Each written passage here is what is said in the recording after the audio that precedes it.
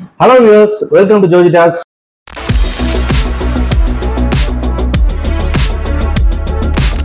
இன்னைக்கு நம்ம பார்க்க போற படம் ஒரு கிரைம் டிராமா த்ரில்லரா வந்திருக்கிற கலர்ஸ் ஆஃப் ஈவில் ரெட்ங்கிற படம் தான்.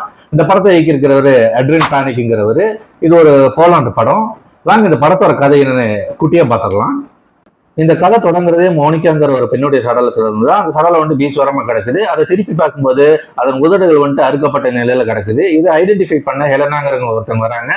அவங்க அதை ஐடென்டிஃபை பண்ணி இது தன்னுடைய மகள் தான் அப்படிங்கிறத வந்துட்டு கன்ஃபார்ம் பண்றாங்க. இதை யார் செஞ்சிருப்பாங்கிறத தெரிஞ்சுக்க ஹெலனா வந்து பெலிஸ்கிங்கிற ஒரு ஆபீசர் கிட்ட ஹெல்ப் கேட்கறாங்க.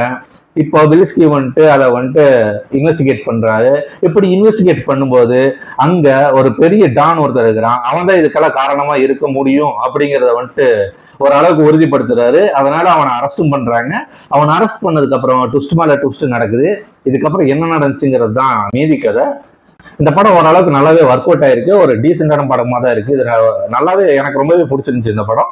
இது சில படங்கள் மாதிரி இருக்கலாம், சாயல்கள் இருக்கலாம். இருந்தாலுமே இந்த படத்தோட பிளஸ்னாலே இதோட ஸ்க்ரீன் பிளே வந்துட்டு நல்லா பண்ணியிருக்காங்க. அதனாலதான் வந்துட்டு இது போர் அடிக்காம ஒரு 2 மணி நேரத்துக்குள்ள வருது. ஒரு போர் அடிக்காம வந்துட்டு இந்த படம் வந்துட்டு நல்லாவே போயிருக்கு. குறிப்பா இதுல நடிச்சவங்களும் ரொம்ப நல்லாவே நடிச்சிருக்காங்க. மோனிகாவா நடிச்ச ஜோஃபியா எஸ்டாபஸ்காங்கிறவங்க வந்துட்டு ரொம்ப நல்லாவே நடிச்சிருந்தாங்க. அந்த கேங்ஸ்டர் நடிச்ச ப்ரமோஸ்லாவ் ப்ளூஸ்ட், இந்த டாக்டரா வரவர் அவரும் கூடயுமே நல்லா பண்ணியிருந்தாங்க. ஓவராலாவே இந்த ஆக்டிங் வைஸை வந்துட்டு எல்லாருமே கொடுத்த கதாபாத்திரத்தை வந்துட்டு நல்லாவே பண்ணியிருந்தாங்க. அது போக பார்த்தீங்கன்னா பேக்ரவுண்ட் ஸ்கோர் வந்துட்டு இதில் வந்துட்டு ரொம்ப சூப்பராக இருந்தது. ரொம்ப அட்டகாசமாக பண்ணியிருக்காங்க. ஸோ அந்த பேக்ரவுண்ட் ஸ்கோர், அந்த ஸ்க்ரீன் பிளே எல்லாமே, ஆக்டிங் எல்லாமே செய்து இந்த படம் வந்துட்டு ஒரு நல்ல படமாகவே வந்திருக்குது.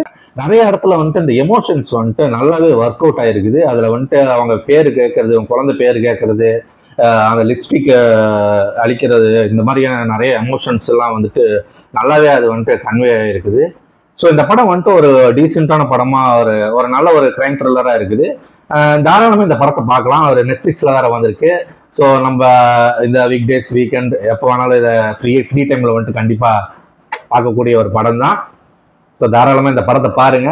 அட்ரின் பானிக் இன்னொரு படத்தை வந்துட்டு போய் தேடி பார்க்கும்போது வந்துட்டு அவருடைய வேர்வல்ஃப்ங்கிற ஒரு படம் வந்துட்டு பார்க்க தூண்டியிருக்கு. ஸோ அதையும் வந்துட்டு இதை தொடர்ந்து பார்க்கலான் இருக்கேன். ஸோ அது முடிஞ்சா பார்த்தோன்னா அதை பற்றின விமர்சனங்களை, அதை பற்றின கருத்தை நான் உங்களுக்கு சொல்கிறேன். ஸோ இந்த மாதிரி படங்கள்லாம் நம்ம சேனலில் வந்துட்டு நிறையா சொல்லுவோம். ஸோ மறக்காமல் நம்ம சேனலுக்கு வந்து சப்ஸ்கிரைப் பண்ணுங்கள், லைக் ஷேர் எல்லாமே பண்ணுங்கள், சப்போர்ட் பண்ணுங்கள். நம்ம மீண்டும் வேற ஒரு படத்தில் சந்திப்போம். until then bye bye.